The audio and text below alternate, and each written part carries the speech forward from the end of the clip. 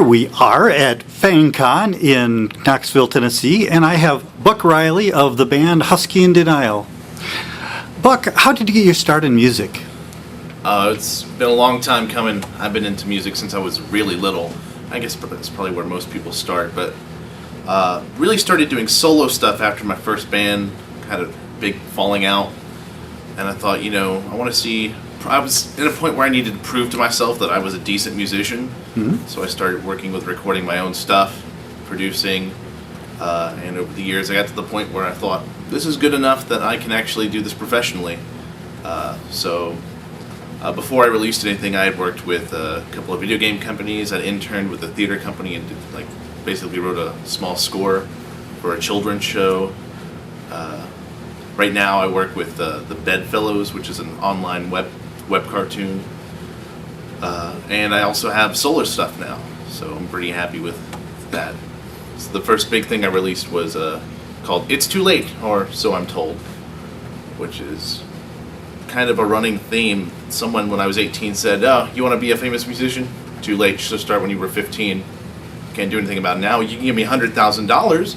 I can sell any song that you give me to the radio." But and so I was kind of like, I think that's stupid. So I'm going to keep doing this anyway and see what happens. Very cool. And you're here for a CD release? Yeah, I have just this weekend released a new EP. It's a Kung Fu EP. Kind of a bit of challenging work.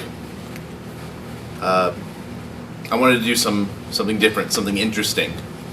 And so it's just 5 very strange but also really cool songs. One of which, for instance, is a hip-hop song in 5/4 time, which I've never heard anyone do. I've heard 6/8, heard 3/4. I said, this is my favorite time signature, so let's see if we can do this. And I think it turned out really well. How did 5/4 get to be your favorite time signature? Yeah, that's a really good question. I don't know. I just love it. I like 5/4 and 7/8 are my 2 favorites. Don't always get to write in them because 4/4 is really got standard, good groove. But unless you're doing a waltz. And then you need a 3/4, yeah. Well, where are you going from here with this? Somebody took out a projector bag, so. From here, well, the next thing I want to do actually is do collaborations, because there are actually a lot of musicians in the fandom. This is a furry fandom, it's a furry convention. There are a lot of really ridiculously talented musicians doing some really interesting things right now. And so my next big project I want to do is just collaborating with all of them. People like Pepper Coyote, who has a band called Look Left. Fantastic. Really, there's some acapella stuff I'll have to show you later. It's really good stuff.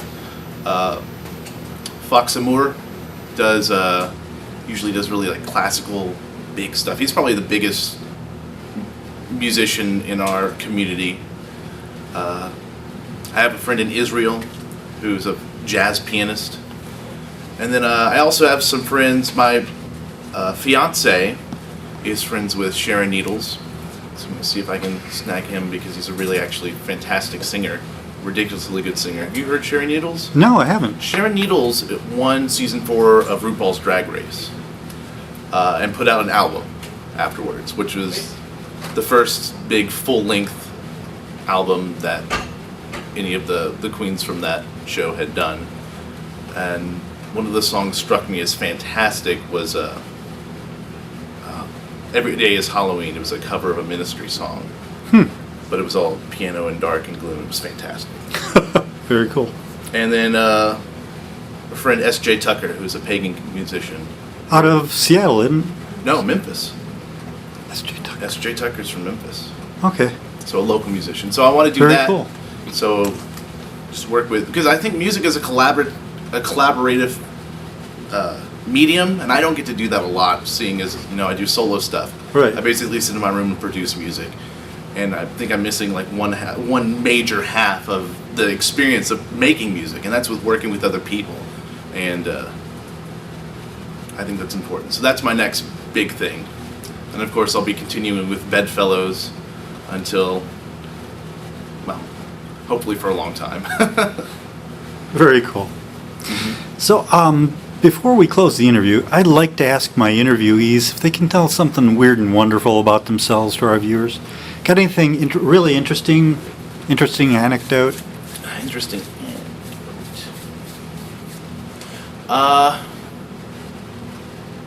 I probably do. It's just hard to come up with. I've been thinking about it this whole time. Like, what kind of cool things? The one thing that comes to mind that might be of interest is I'm actually autistic. Really? Yes, I have.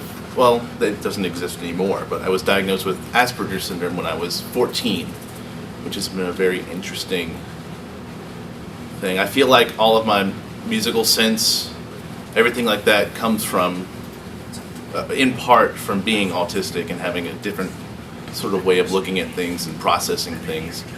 And I do pretty well. I think most people don't really realize absolutely. that I'm autistic, which I'm lucky. My parents were actors, so very quick I have to, know how to interact with people in that way. So I've learned a lot. So I mask it pretty well. But at the same time, I think it's a very important thing, and it kind of influences everything that I do. Mm-hmm. Do you think it's actually been a benefit to have been worked through such a problem? I think it has. I think it is. I'm lucky. I think a lot of people approach this as this is a disability. You are at a disadvantage. And they treat you that way. When people tell you that you're at a disadvantage, they treat you like you're in a disadvantage. Right. You become into the mindset that you're at a disadvantage. And I think it's important for people with autism to realize this is also, you have these issues, but you also have gifts. And these are things that you benefit from. A lot of people with autism are great musicians, great with word processing, just knowing things, memorizing things. There's all kinds of different things that people can do, and I feel like our attitude towards that sort of thing needs to be more positive if you want people to get a positive experience out of life. So other people that I talk to with autism talk about how their parents tell them, they tell them they're stupid, things like that, and it impacts your outlook on life. But at the same time, I also think that, because I've had to work through these sorts of things, Right. Part of the way I process the whole social situation is I find the patterns in things. So I can also deduce when people are...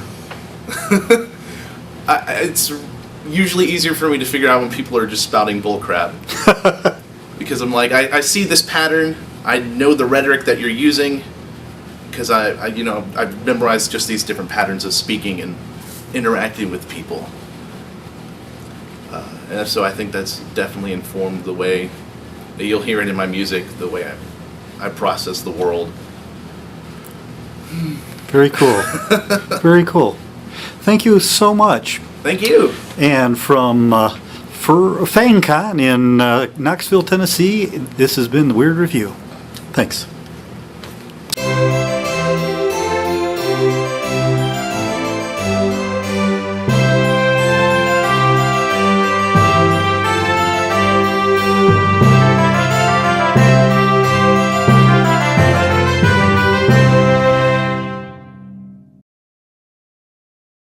Weird.